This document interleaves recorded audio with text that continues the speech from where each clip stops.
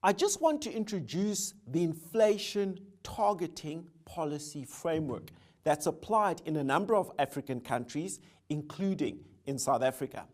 So in South Africa, we have adopted an inflation targeting policy framework. What does that mean?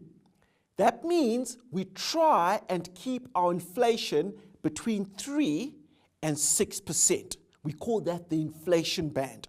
We want our inflation to remain within 3 and 6%. Now, the political principles, the government sets the policy framework.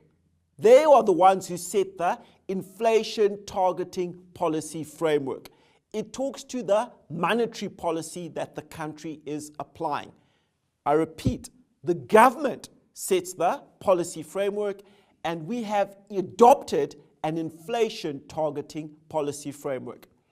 Now, that inflation targeting policy framework was adopted by the government in 1999.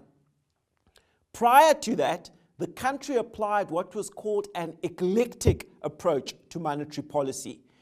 It tried to manage inflation by targeting a number of variables, including money supply, the exchange rate, bank credit extension, etc., and so forth.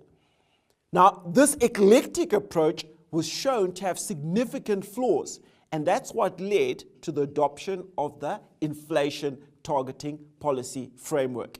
It's important, I'm saying this for the fourth time, to recognize that the politicians set the policy framework, and the Minister of Finance speaks on behalf of the Cabinet on matters relating to the inflation targeting policy framework.